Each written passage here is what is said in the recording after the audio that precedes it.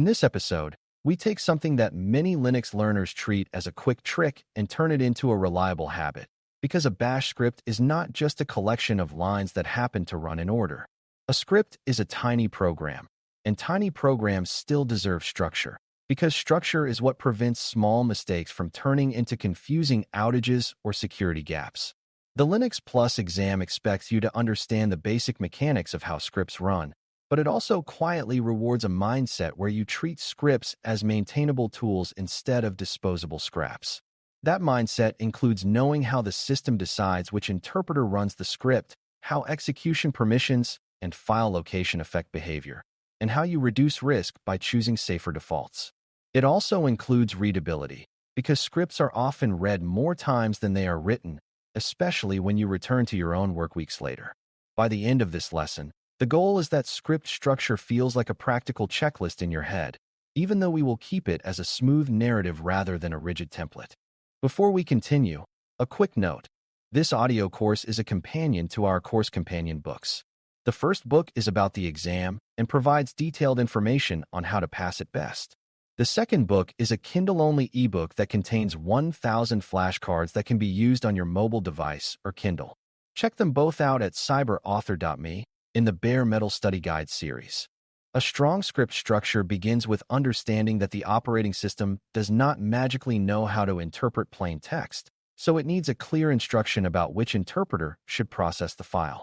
That instruction is the shebang, which is the special first line that starts with hashtag and points to an interpreter path, such as hashtag /bin/bash or hashtag /usr/bin/env-bash, and it exists so the script can be executed consistently across environments. Without a shebang, the system may still run the script if you explicitly pass it to an interpreter, but that changes how you invoke it and can lead to subtle differences in behavior. The shebang is also a boundary marker, because it declares your intent about the language and features you are relying on, which matters when scripts move between systems. Beginners often think the shebang is just a decoration, but it is really a contract that says, run this with this interpreter, not with whatever happens to be default. When you treat it as a contract, you naturally become more careful about portability and about making sure the interpreter exists where you expect it to. Execution is the next concept that becomes much clearer once you separate the idea of reading a script from the idea of executing it. A file can exist on disk and be readable, but that does not mean the system will treat it as a program you can run. Execution depends on permission bits, on how you call the file, and on whether the system can locate it using your environment.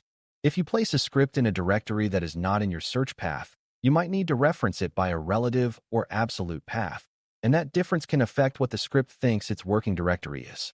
There is also the distinction between starting a new process to run the script versus sourcing it into an existing shell, which changes whether variables and state persist after it finishes. Even at a beginner level, recognizing these execution pathways helps you avoid confusing situations where a script works in one context but not in another. The exam may describe these behaviors indirectly, so understanding the concept is more valuable than memorizing a single command form. Once you understand how scripts start, the next step is to think about what the script assumes about its environment, because assumptions are where many surprising bugs and security issues live. A script might assume it is being run from a particular directory, assume that a particular tool exists, assume that certain environment variables are set, or assume that files have safe permissions. When those assumptions are false, scripts often fail in ways that look unrelated to the real cause, leading to quick fixes that create new risk. A safer structural habit is to make a script explicit about what it needs, such as defining key paths, validating inputs, and failing fast when something is missing instead of continuing in a broken state. This is not about being paranoid. It is about building a script that behaves predictably under pressure. Beginners sometimes try to make scripts flexible by letting them guess, but guessing can be dangerous, because a wrong guess might delete the wrong file or read data from the wrong location. Predictability is the first safety feature in scripting, and structure is how you earn predictability. Safety defaults are often described as defensive scripting, and they begin with the idea that errors should be visible and should stop the script rather than quietly being ignored. A script that keeps going after a failure can produce partial changes, inconsistent state, and confusing symptoms that are hard to debug later. In many environments, a safer approach is to treat a failed step as a signal to stop and investigate, especially when the script is modifying system state. Another safety default is to be careful with uninitialized variables, because an empty variable can expand into an empty string, and that can transform a targeted operation into a broad one. This is why thoughtful scripts check that required variables are set and that expected values look sane before using them in file operations. Safety also includes being careful about how you handle return codes from the tools you call, because a tool can fail and still produce output that looks normal at a glance. The main point is that a well-structured script is one that assumes failure can happen and designs around it, instead of assuming the happy path is guaranteed. Readability is not cosmetic in Bash scripting, because scripts become shared artifacts in teams and become future artifacts for your own brain, and unreadable scripts are effectively unmaintainable scripts. A readable script tends to have a clear top section that establishes intent, variables, and any configuration that should be easy to find. It tends to use consistent naming and consistent indentation so that the structure of logic is visible without mental effort. It also tends to avoid overly clever one-liners when clarity matters, because dense lines can hide edge cases and make error handling harder. Beginners often feel proud when they compress a complex idea into a short line, but in operations and security, clarity usually wins because clarity reduces mistakes. Readability also supports review, which is one of the best safety controls you can have, because another person can spot a risky assumption faster when the script reads like a narrative. When you make readability part of structure, you make the script easier to trust. A strong structural habit is to separate configuration from action, because mixing them tends to create scripts that are hard to adapt and easy to break. Configuration includes things like paths, default behavior toggles, and anything that might change between environments, and it belongs in a place where it is easy to locate and change safely. Action is the sequence of work the script performs, and it should read as a coherent flow that uses the configuration values rather than reintroducing magic values throughout the script. This separation matters because hard-coded values scattered everywhere often lead to subtle bugs when the environment changes, and those bugs can become security issues when they touch permissions, logs, or network behavior. It also matters because a script that is easy to configure is less likely to be copied and edited into many slightly different versions, which is a common source of drift.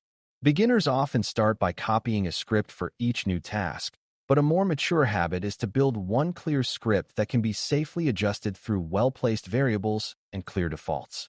That is how script structure becomes a tool for consistency.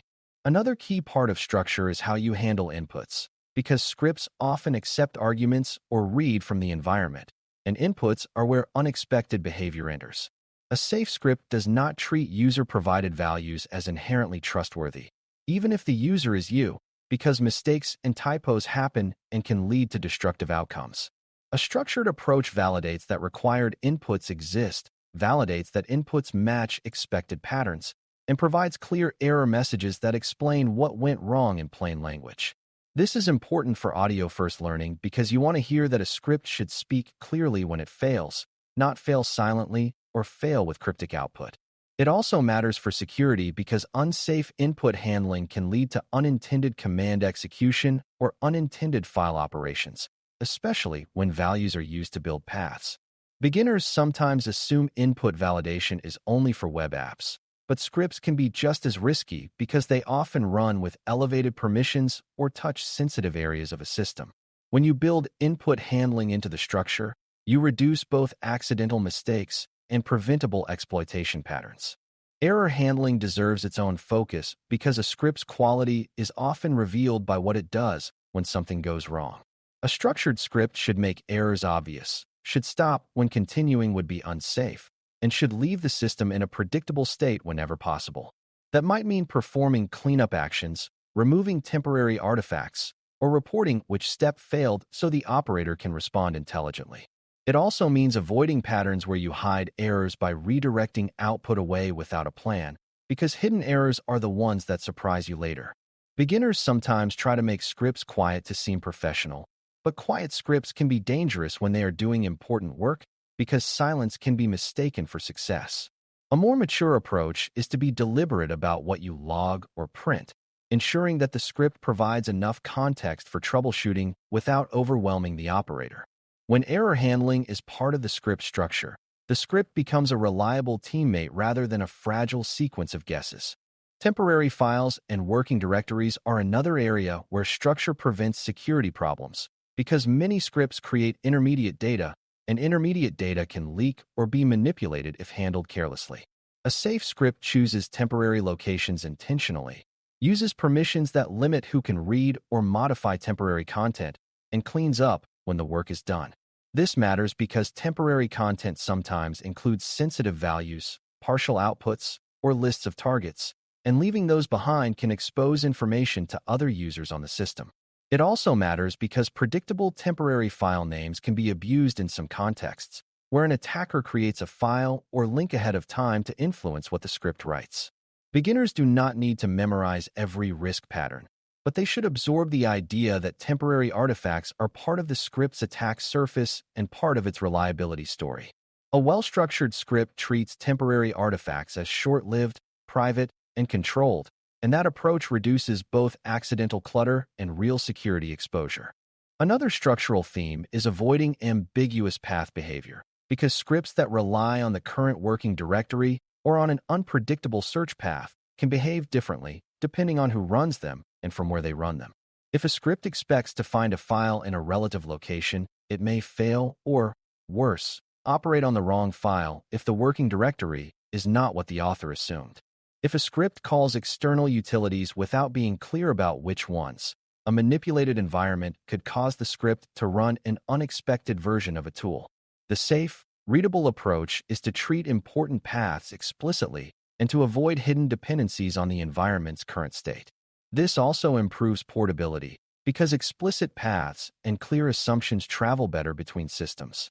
Beginners often learn scripts by running them in one consistent directory and then are surprised when the same script behaves differently in a different context.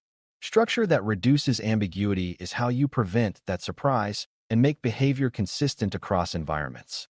Readability also includes how you use functions and logical grouping, not because you must write large scripts, but because even small scripts can benefit from separating responsibilities. When you isolate a repeated task into a function with a clear name, you make the script easier to scan and easier to reason about, which reduces the chance of missing a critical detail. This also supports safer change, because you can adjust one function and know the behavior changes consistently wherever it is used. A common beginner mistake is to let scripts grow organically into a long, uninterrupted stream, and then every new addition increases the risk of breaking something earlier. A structured approach keeps related logic together, keeps variable scope clear, and makes the flow obvious without needing to trace every line mentally. Even in an exam setting, this matters because you may be asked what makes a script maintainable or why certain patterns reduce errors. When you can explain that structure improves comprehension and reduces mistakes, you demonstrate a mature understanding of scripting as a reliability tool. As you step back and look at Bash script structure as a whole, you can see that the shebang, execution behavior, safety defaults, and readability are not separate topics, because they reinforce each other. The shebang is about declaring interpreter intent so the right language rules apply consistently, and execution behavior is about how the operating system decides what it can run and in what context. Safety defaults are about designing for failure and uncertainty so scripts stop when they should and do not quietly cause damage. And readability is about making sure humans can understand and review the script before and after it runs. When you apply these ideas together, you build scripts that are easier to trust, easier to debug, and harder to misuse accidentally.